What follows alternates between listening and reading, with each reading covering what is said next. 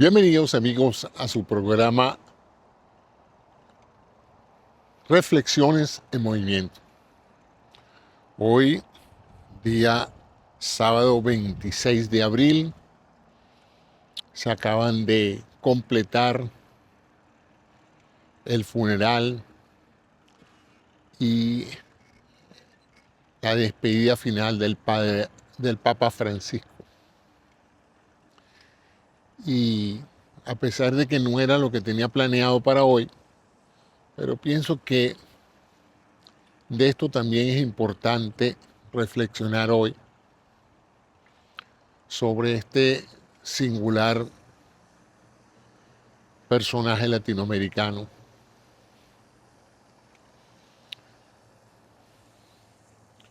Mi historia con los papas es bastante extraña porque pasé una gran parte de mi vida cuando era creyente de la fe católica, rindiendo respeto, admiración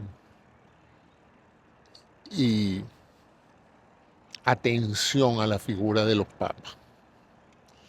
Mi primer papa fue el Papa Juan XXIII, cuando yo era chiquito. El papa bueno, gordito, bonachón, buena persona. La imagen típica de un papá. Fuera de eso no tenía mayores eh, consideraciones, porque era un niño realmente. A medida que fui educándome, a medida que fui profundizando un poco sobre la historia de mi fe en Jesús y en la Iglesia Católica, fui, como yo creo que muchas personas, cambiando un poco el tenor de la importancia de la Iglesia en mi vida y de la importancia de tener un Dios en mi vida, ¿no? Pasé típicamente por las etapas que pasa mucha gente a medida que estudia algo de teología y de la historia de las religiones. Y por supuesto, pues que viendo el contexto histórico en el que éstas se desarrollaron, las muchas que hubo antes de la aparición del cristianismo, la misma evolución del judaísmo, me di cuenta de que era un proceso natural de la inteligencia humana el crear la figura de un Dios. Por eso es que en todas las culturas, en todas las diferentes regiones del mundo donde el ser humano ha creado una cultura, ha habido la figura mítica de un Dios. Como una suerte de necesidad para lidiar con las adversidades de la vida, el creer en alguien todopoderoso, alguien superior a nosotros, alguien que todo lo puede, alguien que nos creó y alguien que va a estar con nosotros más allá de la muerte, alguien que nos va a brindar todas esas cosas que tanto anhelamos: paz, tranquilidad, alegría, salud, bienestar, descanso, un descanso eterno. Así es que es natural que el ser humano, a través de tantas generaciones, de haber pasado por momentos tan difíciles, la misma reconocimiento de la pérdida de un ser querido, de un hijo, de unos padres, las tragedias de la humanidad matándose unos contra otros, la presencia de las plagas y de los accidentes naturales, pues hace necesaria, hace aconsejable la figura de alguien en quien tener la fe, en quien depositar esa necesidad de sentir que no estamos solos, que hay alguien que nos apoya, que hay alguien que nos vigila y que hay alguien pues que como creador de nosotros nos castiga y nos premia. Premia a los que premia a los que se portan bien, castiga a los que se portan mal. Entonces, en ese sentido, pues, Dios es uno de los más efectivos e importantes inventos de la conciencia y de la inteligencia humana. Y luego tenemos las religiones, la manera cultural en la cual el ser humano ha adorado a esos dioses. Y la figura de los sacerdotes. Cada cultura ha tenido sus sacerdotes. Esas personas en cada organización social encargadas de representar a esos dioses en la tierra. Organizar los rituales, diseñar los sacrificios, perdonar y castigar a las personas que se salen del carril y, por supuesto, lograr un estatus de poder dentro de las sociedades donde se encuentran. Curiosa, porque todos los dioses pareciera tener una mayor tendencia hacia la humildad. Y sin embargo, las iglesias que los representan tienden a ser bastante ostentosas, bastante poderosas políticamente en el reino de los hombres, a pesar de que en teoría representan más bien el reino de los dioses. Entonces, eso es lo que me hizo racionalizar mejor mis necesidades espirituales y plantearme un reto. Y el reto es enfrentar la vida sin necesidad de la figura de un Dios, sin necesidad de las muletas. Esas muletas que lo ayudan a uno a pararse cuando uno no puede más. Esas muletas que están con uno para sujetarlo cuando el dolor es demasiado fuerte. Un reto probablemente hasta innecesario, porque perfectamente se pueden enfrentar mejor esas situaciones adversas en la vida sabiendo que Dios está con uno, ¿no? Pero hay algunos de nosotros que escogemos la difícil tarea de no depender de ningún Dios. Y pasamos pues por todas esas facetas yo diría, de desincorporación, de dejar las muletas, como todo el que ha dependido de algún artificio para mantenerse en pie, le hace muletas, bastones o sillas de ruedas. Si uno quiere volver a tener la libertad de moverse, tiene que irse despojando de esas ayudas poco a poco. Y ese poco a poco primero pasa por cuestionar lo que las religiones dicen, lo que los evangelios promueven, que no es muy difícil, porque son todas historias muy bellas, muy ricas, muy llenas de elementos humanos, pero fueron escritas por seres humanos. Y seres humanos de una cierta época de la evolución del hombre, por lo menos en las religiones monoteístas. Seres humanos extraordinariamente misógenos, seres humanos extraordinariamente racistas y llenos de todo sesgo. Y curiosamente también seres humanos que promovían la paz, la humildad, la bondad, la generosidad. Tremendas contradicciones, ¿no? Uno lee la Biblia, el Viejo y el Nuevo Testamento y no sabe en realidad qué interpretar de todo eso. Por eso es que se necesitan tantos intérpretes cada persona que agarra un libro de eso, una Biblia, le da su propia interpretación. Pero bueno, yo llegué a la mía, lo tomé como un libro interesante que a algunas personas les ayuda y a otros los conduce a los peores pecados habidos y por haber. Interesante cómo ese librito ha permitido a muchos conducir verdaderas matanzas en nombre de Dios, y a otros les ha permitido pues ayudar a millones de seres humanos a salir de la pobreza y a salir de la muerte. Entonces, dentro de esas organizaciones, dentro de esas iglesias que organizan pues la fe de las diferentes religiones, está en la que yo me formé, la católica. Una religión que uno hereda de sus padres y que ellos a su vez heredaron de sus padres. Yo creo que son muy pocas las personas que yo conozco que han escogido su religión.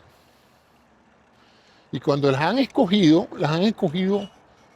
por conveniencia. Eso es otra cosa que me llama la reflexión.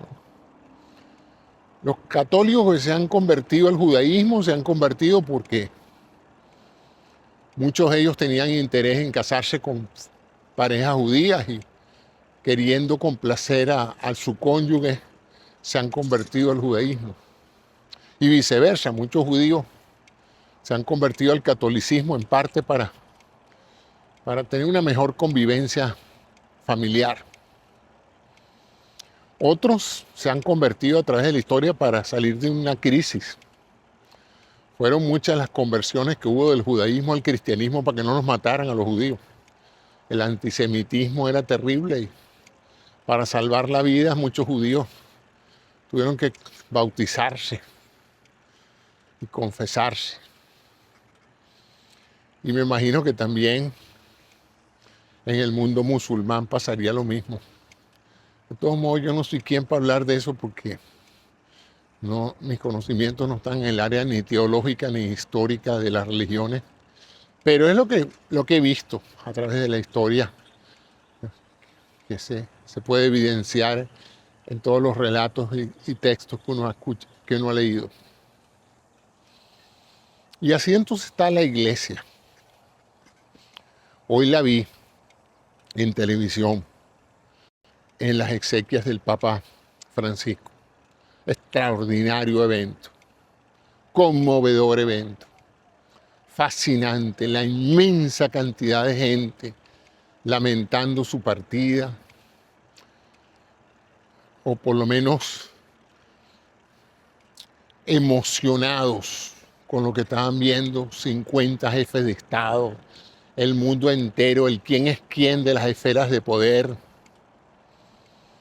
muchos de ellos pecadores, personas que han conducido guerra, que han ordenado la matanza de gente, que son insensibles al dolor ajeno. Ahí estaban,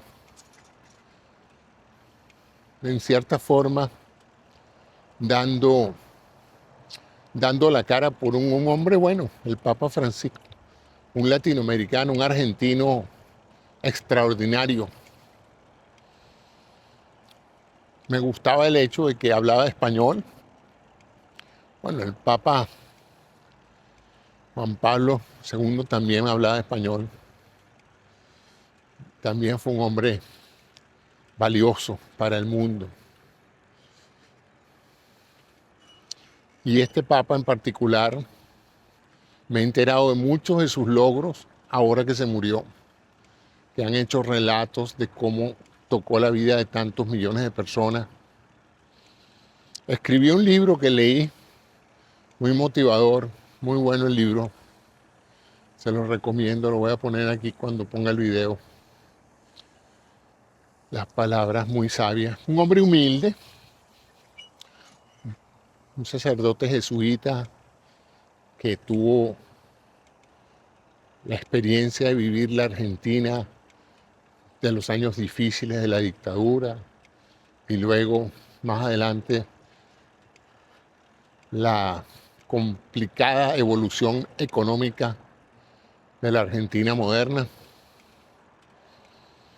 Y cuando menos se lo imaginaba, lo nombraron papa, lo escogieron papa, que siguiendo la tradición cristiana católica, pues lo escogió Dios, lo escogió el Espíritu Santo, que fue quien estimuló a los cardenales para que votaran por él, para representar a la iglesia. Y lo hizo humildemente. Probablemente ha sido de los papas el más humilde en forma de su estilo de vida, el más abierto a aceptar en la iglesia a todo tipo de personas, a los católicos, a los homosexuales, a los judíos, a los musulmanes, a los islámicos y a los ateos.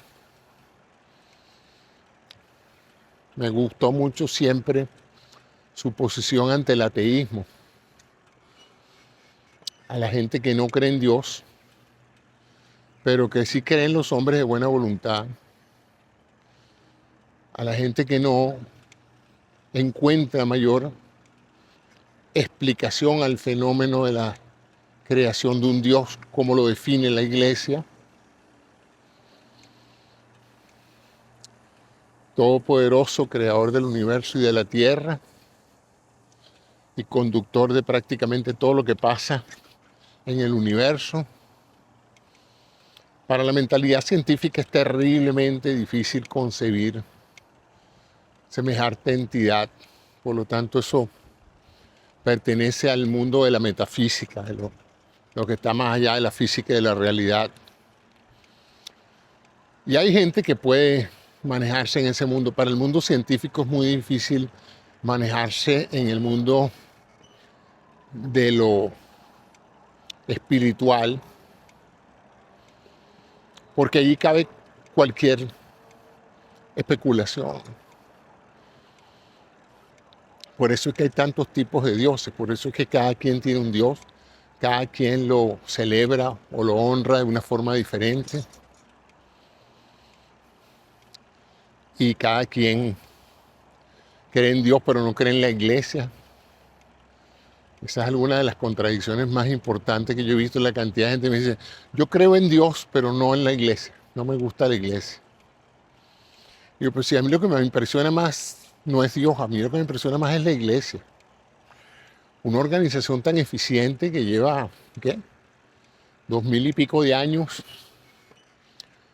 promoviendo la evangelización de las personas de todas las latitudes, llevando la palabra del evangelio a todo el mundo, los rituales de la iglesia, formando nuevas generaciones de sacerdotes, creando una estructura burocrática impresionante. La vi hoy durante las exequias del Papa, el mar de uniformes rojos de los cardenales, asombroso.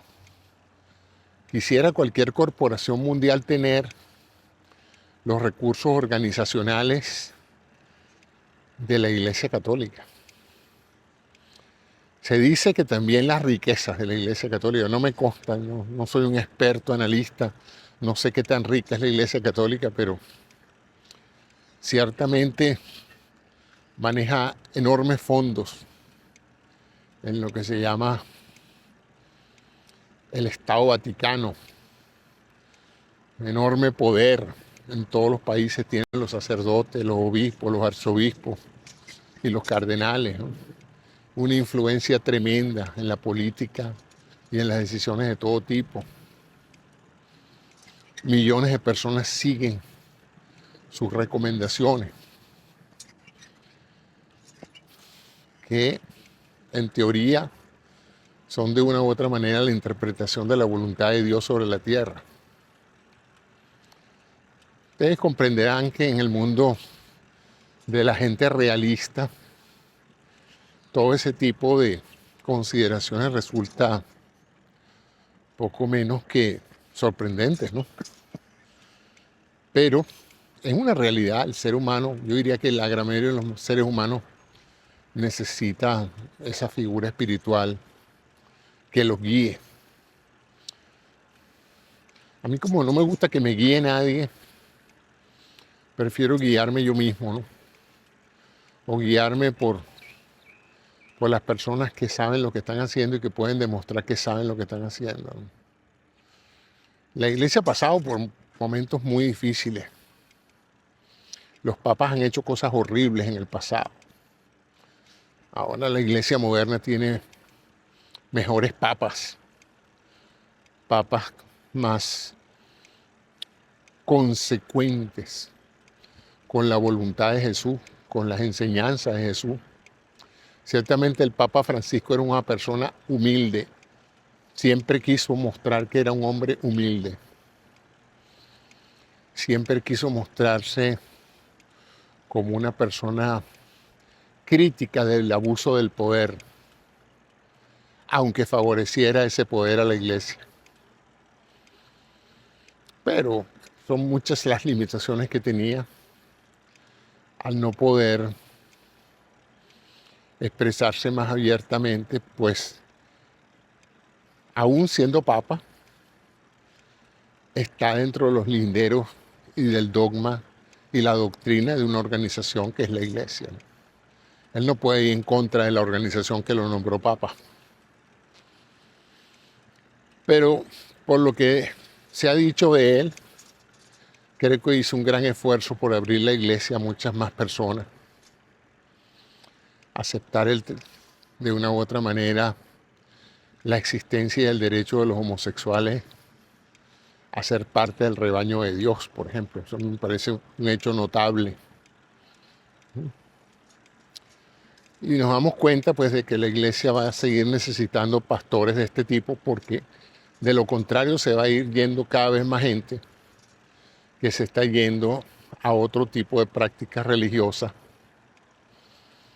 también basadas en la figura de Jesús y del cristianismo, pero con hábitos, rituales y comportamientos algo diferentes también.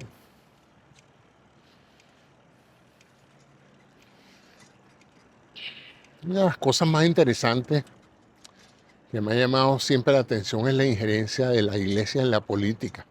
Para ser una organización más preocupada por la salvación de las almas, la verdad es que se le dedica bastante tiempo a la preservación del capital de la iglesia, al enriquecimiento de la iglesia y a la utilización del poder político para seguir teniendo relevancia en la sociedad, ¿no? Entonces,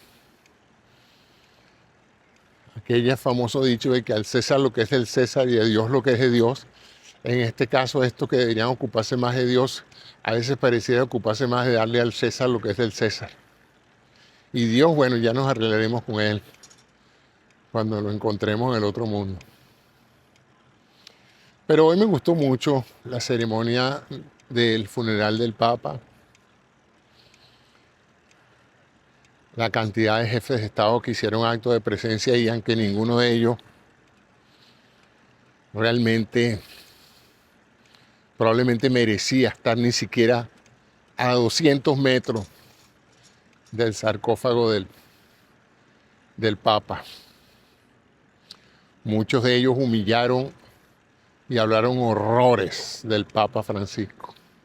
Y estaban hoy ahí con su cara de compungido, haciéndose los pendejos como que sí. El mundo no sabe los verdaderos sentimientos que escondían hacia el Papa Francisco. Para mí el Papa fue un hombre bueno, un hombre dedicado a su fe, comprometido con los pobres y comprometido con una transformación más amplia a una iglesia moderna que se estaba quedando en el pasado.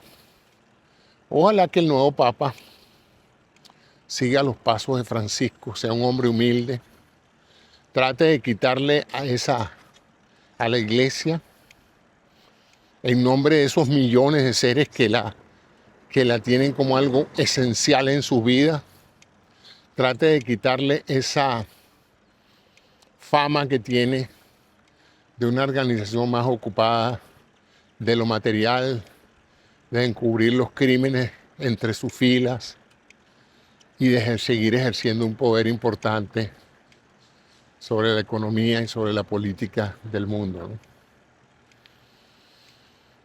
De cualquier manera, pues, esta apertura del Papa Francisco hacia otras religiones fue también un buen signo de que todos de una u otra manera, los que quieran creer en Dios, en cualquier Dios que sea, sigan estas enseñanzas del Papa Francisco de que somos todos hijos de Dios.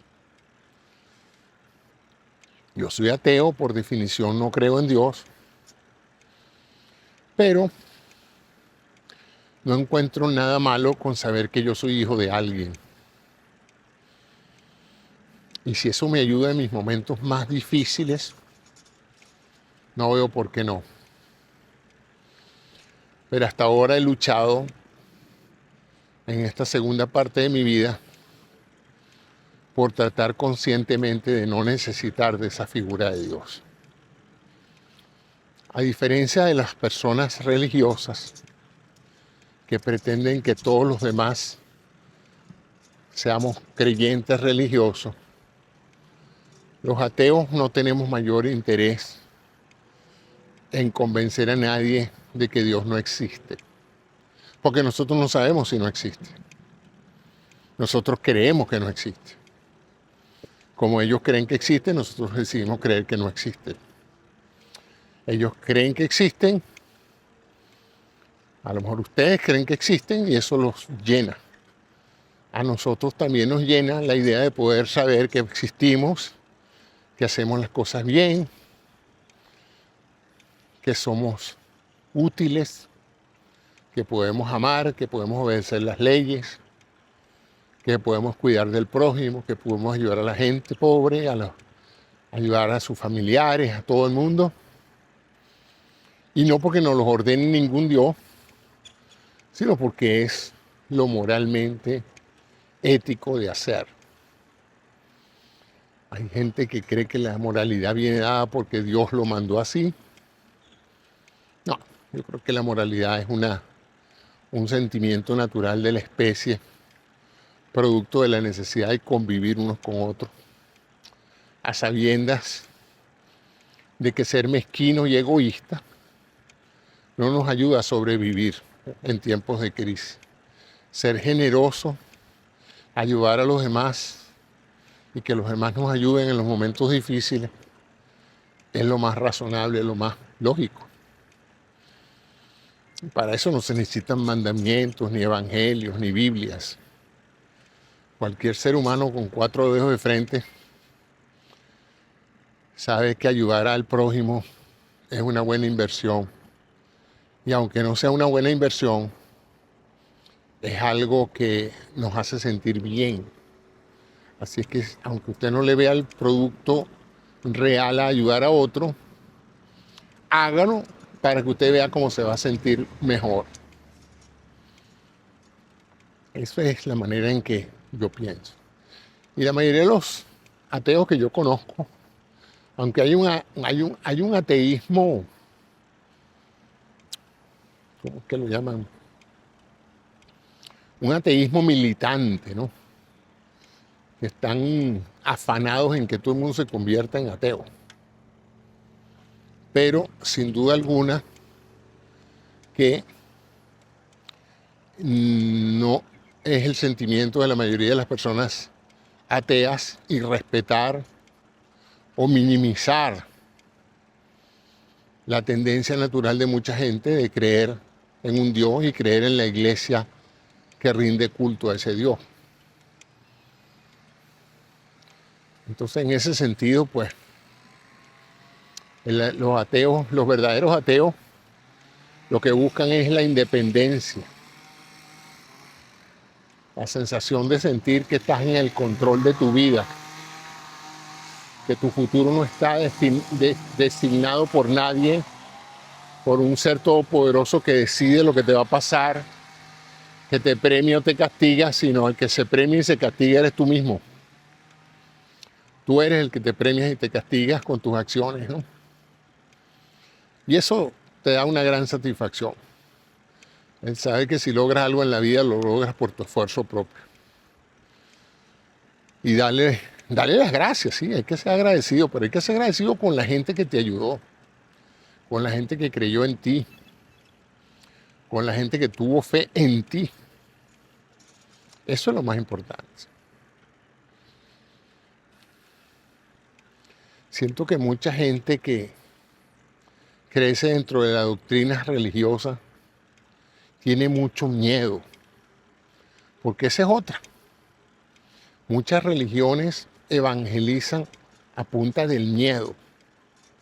Conviértete a mi religión, bautízate, haz lo que yo te digo, confiésate, porque si no, viene el castigo, viene el pecado, viene la crítica. Lo peor es que los que te critican y los que te condenan y los que te ponen la penitencia son tan pecadores como tú. Entonces, yo no sé si la gente encuentra una contradicción en eso, ¿no? Pero ciertamente. Yo ocasionalmente me toca ir a misa. Me gustan mucho las homilías, me gustan mucho los sermones. Los sermones son buenas historias, los sacerdotes son entrenados para contar muy buenas historias. Y son válidas de escuchar. O sea que ir a escuchar una misa en la parte del sermón es una buena práctica, aunque en una época algunos sermones estaban dirigidos a causas políticas, pero no voy a hablar de eso. Y lo otro son los rituales. Los rituales son bonitos porque pensamos que son millones de años, ¿no? Millones de años, no. Bueno, los rituales del hombre han sido muchos años, no millones de años. Estamos hablando de unos 400.000 años del hombre sobre la tierra y estamos hablando de unos 100.000 años de este tipo de Homo sapiens. Sí, digamos que los rituales espirituales de las diferentes culturas probablemente tendrán unos 60, 70.000 años. Y el de la Iglesia Católica unos 2.000 años de la era católica, después de Cristo, como se dice. Y lo interesante de eso es que esos rituales se han hecho en guerra, en paz, en momentos difíciles, en momentos de bonanza. Los han orquestado hombres buenos, hombres malos. Se han hecho con fines buenos, se han hecho con fines malos. Hay misas que se hacen, rituales de Eucaristía que se hacen específicamente para las tropas que van allá a matar gente al día siguiente. Y a veces son misas y actos rituales que se hacen en momentos en que la gente los necesita, la gente espiritualmente se llena, porque el ser humano tiene una conciencia que lo hace sentir espiritualmente lleno cuando escucha ciertas palabras, cuando escucha ciertos ritmos, cierta música, cuando visita ciertos templos, uno se acongoja, uno se sobrecoge ante la sensación de que debe haber algo más que uno mismo. No puede ser que todo lo que somos seamos células, moléculas, átomos. Sí, hay gente que encuentra gran dificultad en aceptar esa realidad que es la que conocemos hasta ahora. A lo mejor cambia en un futuro. Yo soy uno de los que está esperando que en algún momento de verdad la ciencia diga Dios existe. Se trata de este campo de energía. Tenían razón los que andan por ahí saltando y diciendo que Dios es energía. Lo que dificulta es que ese Dios tenga figura humana, tenga características humanas, se arrepiente, castiga, tiene todas las bondades de la mente humana, tiene un hijo. Interesante cómo Dios tuvo un hijo, ¿no? No tuvo una hija, aparentemente. Fue un hijo.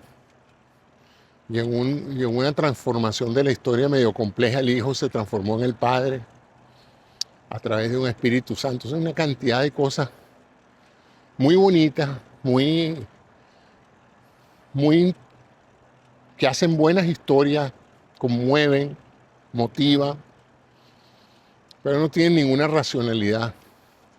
Y para las personas racionales es chocante tener que aceptar historias que no tienen sentido, ¿no?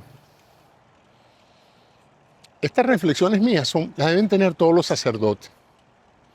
Ciertamente, casi la gran mayoría de la literatura atea la han escrito individuos que estudiaron teología, que también para mí es una paradoja, ¿no?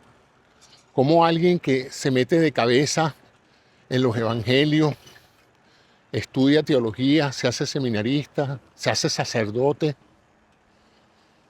de repente cuelga los hábitos y escribe un tratado en cierta forma crítico de todo lo que ha estudiado. Es como que si todo ese material no hubiese rendido el mismo efecto en él que rindió en otros, ¿no? Y como aquellos que siguen dentro de la organización, pues hasta qué punto siguen, porque, bueno, ese es un trabajo como cualquier otro. Es un trabajo en el cual hay que tener una gran vocación sacerdotal. En algunos países no es fácil ser sacerdote, en otros países es extremadamente fácil ser sacerdote. En unos países te persiguen las Fuerzas Armadas con rifles para matarte, y en otros países andas en limusina todo el tiempo. En unos países puedes tener esposas y mujeres y hijos y nadie parece asombrarse, y en otros países tienes que andar con más cuidado. O sea que la iglesia, como toda organización humana, tiene su deficiencia. Pero también es notable todas las cosas buenas que hace la iglesia y los sacerdotes. Yo tuve una tropa scout salesiana. Fue mi único contacto durante mi vida de educación laica con sacerdotes. Pude conocerlos porque conversábamos muchísimo. De hecho, uno de ellos trató de que yo me metiera en el seminario. No sé en qué momento él vio en mí algún tipo de vocación sacerdotal, pero creo que hizo una muy mala lectura en su proceso de reclutamiento. Pero lo cierto es que fue una buena experiencia, hasta monaguillo fui. Fue más de una misa donde estaba yo ahí tocando la campanilla. Por cierto, a tono de humor, el sacerdote que daba la misa cuando yo era monaguillo era más bajo que yo. Entonces era interesante porque él le molestaba mucho que yo me subiera al mismo nivel en el altar donde estaba él, porque él se veía todavía más chiquito. Entonces me tenía prohibido subirme y me decía, te quedas abajo en el zócalo, en la parte de abajo. Era muy peculiar, pero fueron muy buenas experiencias. Y pude conocer realmente sacerdotes. Los salesianos son particularmente buenos educadores, inteligentes, bien preparados para responder cualquier duda que uno tenga sobre la existencia de Dios, sobre los evangelios. Sí, bueno, para eso se educan. Pero lamentablemente para ellos, o afortunadamente para mí, pude empezar a estudiar por mi cuenta y a educarme en otras áreas del conocimiento humano. Y me dio por experimentar la idea del Dios de Spinoza. Además de que cuando empecé a acercarme a la ciencia, a ver la ciencia como mi profesión, a ver el proceso la metodología científica como mi herramienta de trabajo para resolver problemas científicos y problemas cotidianos, me di cuenta de la inmensa cantidad de grandes científicos a través de la historia que han sido o ateos o agnósticos, o la verdad es que han sido muy poco dados a seguir los lineamientos de la iglesia, aún a expensas de su propia vida. Y desde que escuché el caso de Galileo, me dije a mí mismo, José, estás en buena compañía. Y siempre he visto pues esa famosa correlación entre conocimiento, grado académico, la exposición a la ciencia y la disminución de la participación espiritual como participante de una iglesia, cualquiera que sea. Entonces, bueno, hoy estaba reflexionando sobre eso. Si hubiera estado allí en la plaza de San Pedro, hubiera estado tomando fotos y reflexionando sobre la inmensa fe que hay todavía en la iglesia, a pesar de todos los desaciertos que la iglesia tiene, la necesidad de la gente de creer que una organización vela por la paz mundial, por el desarrollo económico de los pueblos, porque no haya niños hambrientos, porque las enfermedades se atiendan, porque haya más benevolencia, más bondad, más acercamiento, porque se acaben las guerras. Pero por supuesto, ¿quién puede estar en contra de eso? Las críticas al Papa fueron muy interesantes. A mí me llama la atención que cada persona que yo veo en política defender los derechos de los más humildes, de los pobres y de las personas que necesitan más ayuda, inmediatamente los tildan de comunistas. A tal punto que uno terminaría creyendo que si estuviera aquí Jesucristo fuera tildado de comunista, porque pareciera que es una asociación asombrosa a la que mucha gente tiende de creer que preocuparse por el prójimo es indicativo de socialismo o de comunismo en la persona que piensa que hay que ayudar a los demás, en la persona que piensa que no hay que enseñarse con los pobres ni castigarlos ni hacerlos culpables de su miseria. Y lo más sorprendente es que muchas de esas personas que lo hacen se dicen cristianos, se dicen católicos y apostólicos. Van a misa todos los domingos, como iba Don Vito Corleone.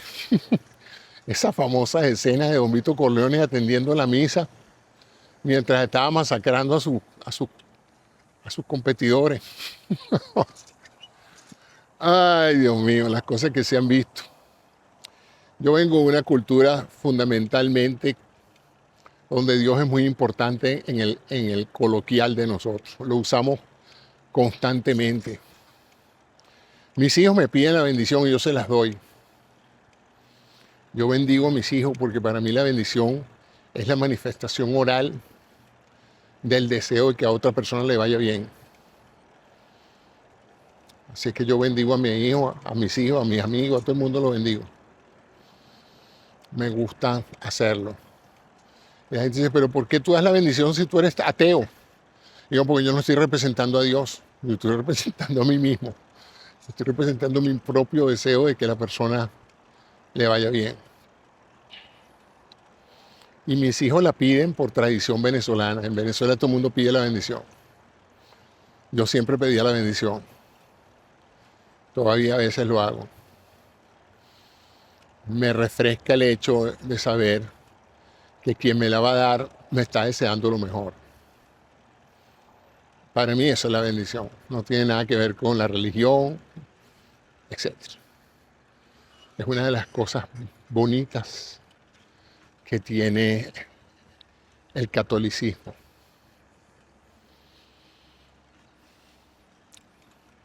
Tengo muy buenas relaciones con las personas religiosas de todas las religiones. Muy poca con el Islam.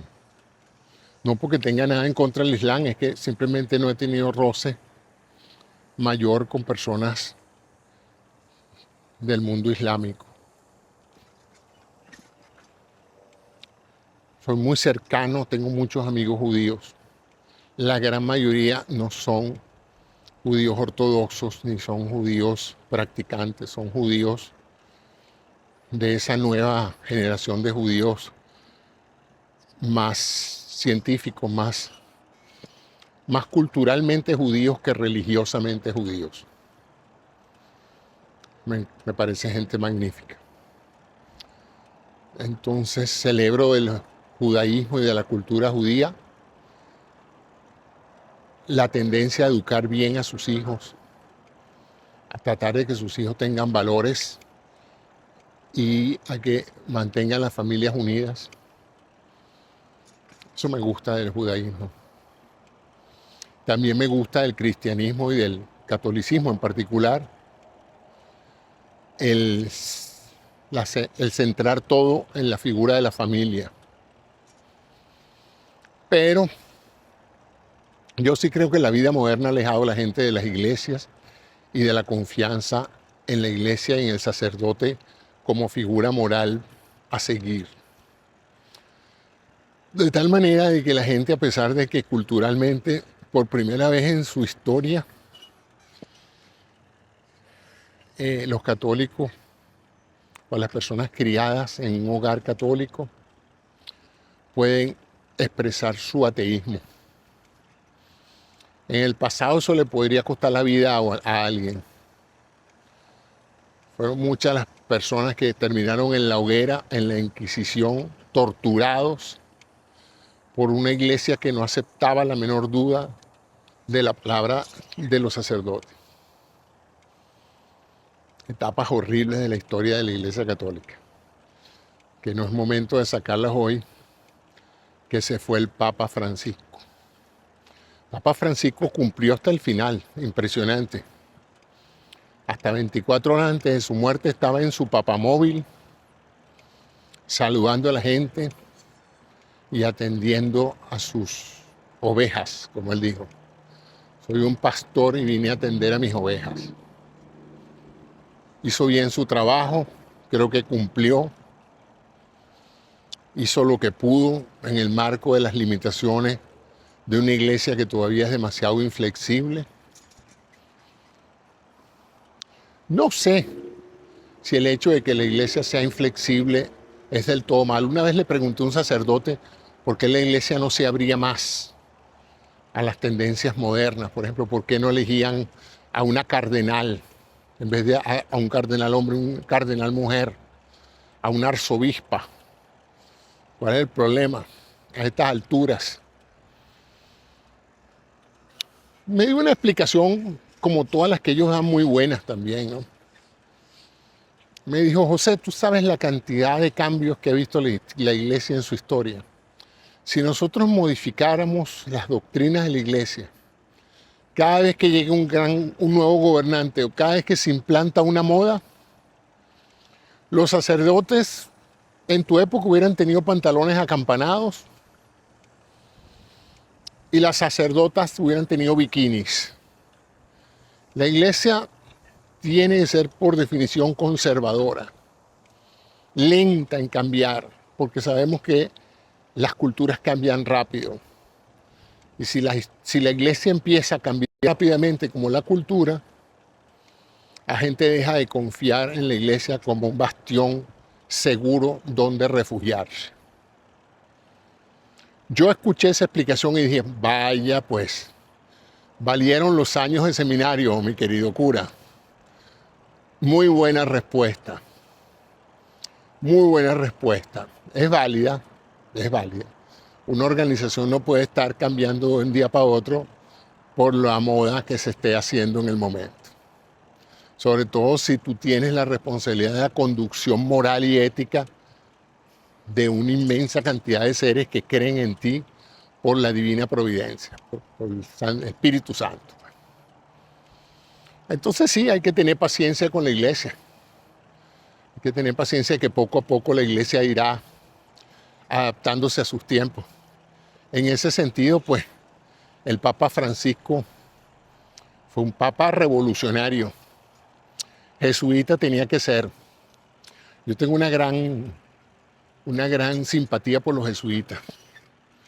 No sé, si hubiera sido sacerdote, hubiera querido ser jesuita. Todavía no he conseguido un jesuita que no sea muy inteligente, muy bien educado. Un día, en el programa de PhD donde yo estaba, uno de mis compañeros se presentó a clase con el hábito de sacerdote. Y yo le dije, ¿tú qué haces aquí con eso? Me dice, no, que ya, me llamaron. Y yo, ¿tú eres sacerdote? Sí. ¿De qué orden? Jesuita. Digo, no me extraña. ¿Y qué hace un jesuita estudiando un PhD en ingeniería biomédica? Me dice, defender la iglesia. La compañía de Jesús tiene que estar en todos lados para defender la iglesia. Y yo, bueno, o sea que ustedes son como las fuerzas especiales de la iglesia, los Rangers. Me dice, más o menos, más o menos. Y de ese día dije, bueno, sí, los jesuitas son una orden.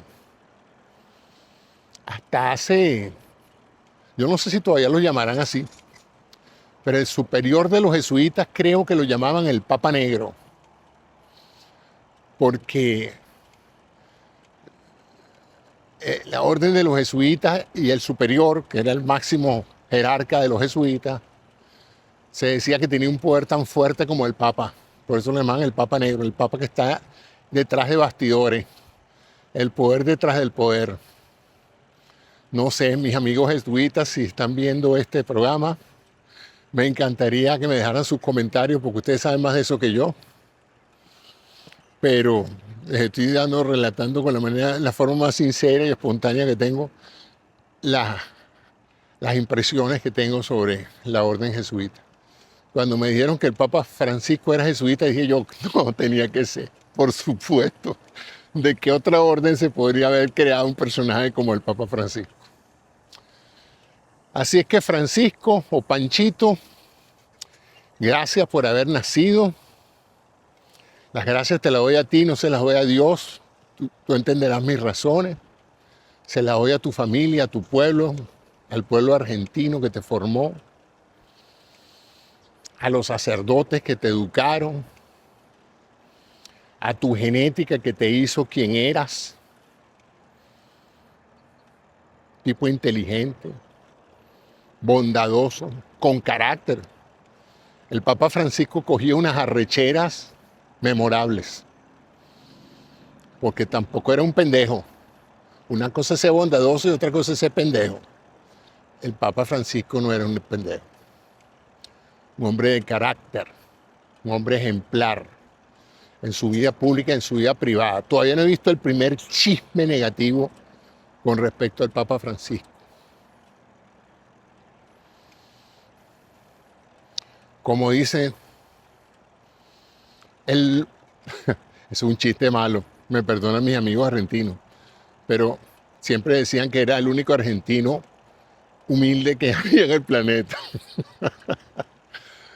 Que el Papa Francisco es el único argentino humilde que hay en el planeta. Bueno, se nos fue, vendrá otro, no sé cuál. Estas próximas semanas se inicia el cónclave, que espero que tenga un desenlace diferente al de la película. Muy buena la película. Si ustedes quieren saber qué es lo que va a pasar en las próximas semanas, desde el punto de vista ritual y cómo se hace el cónclave, esa película es muy buena y fue muy oportuna. Yo imagino que la irá a ver mucha gente ahora que hay que escoger un nuevo papa.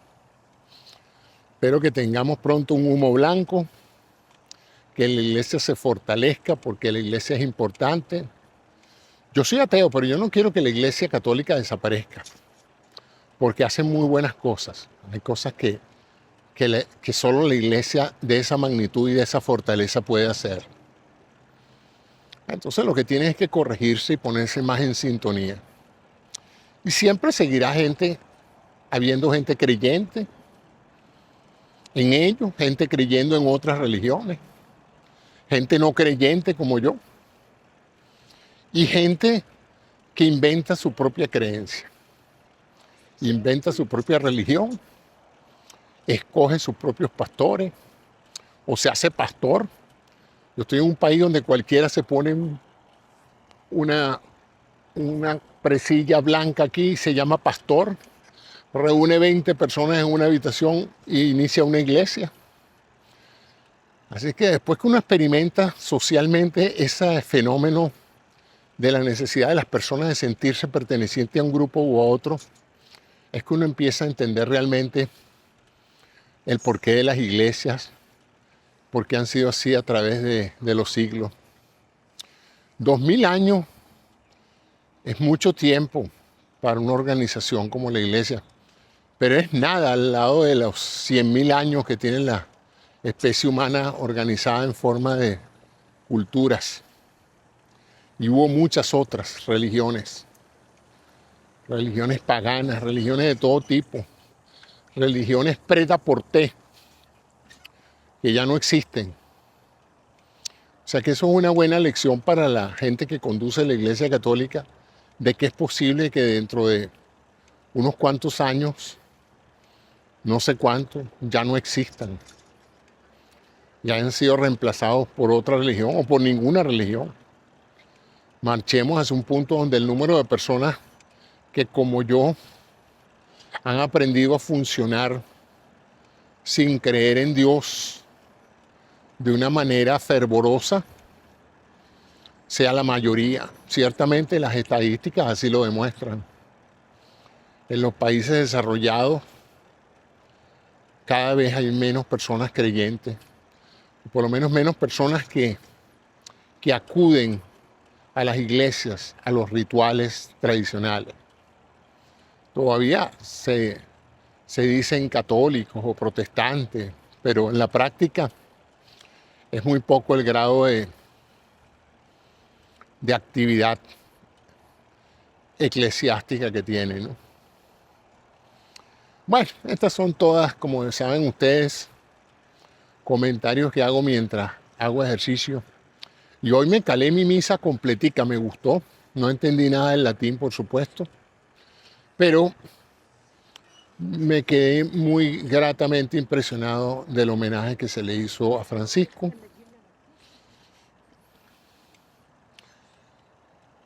El bochorno de muchos jefes de Estado que hablaron horrores de él, verlos sentados ahí, no sé si estarían pensando, caramba, menos mal que se fue, o estarían arrepintiéndose de todas las ridiculeces que dijeron del Papa Francisco.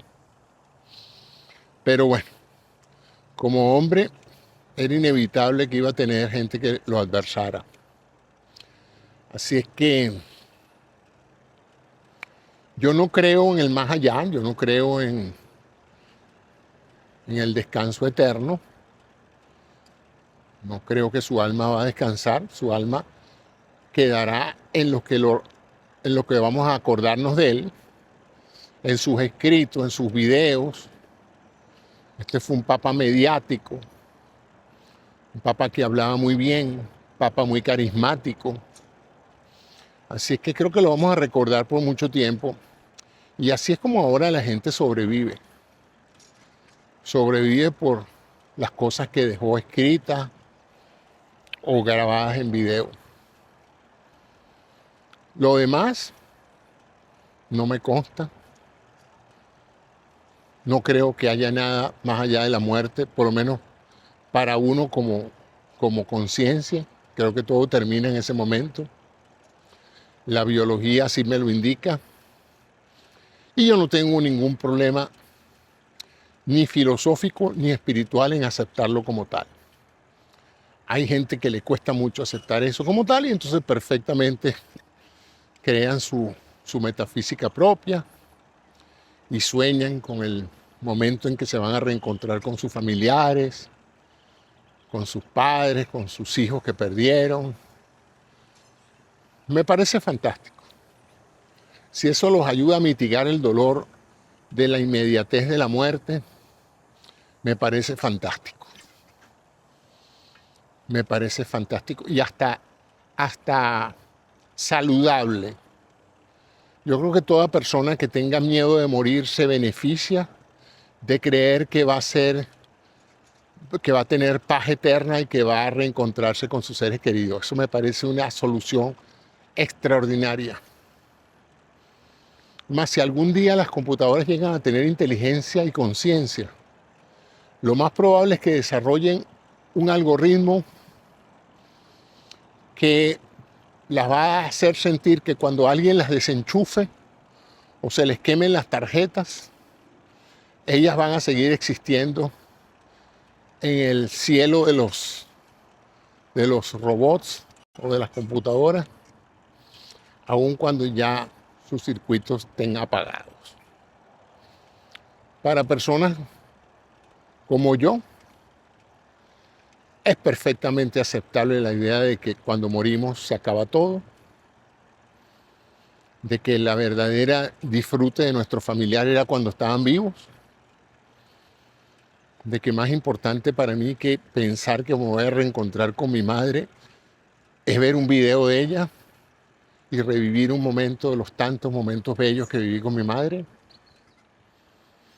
Eso me reconforta más que la idea de que en el universo voy a encontrarme con ella y con tanta gente que he querido y que ya no existe. Pero bueno, amigos, esas son las reflexiones hoy a raíz de el funeral del Papa Francisco, algunos de mis sentimientos al respecto, y creo que necesitaba no hablar de otra cosa hoy, sino de eso, de las cosas que pensé, que pasaron por mi mente cuando vi a tanta gente llorando, acongojada por la desaparición física del Papa Francisco.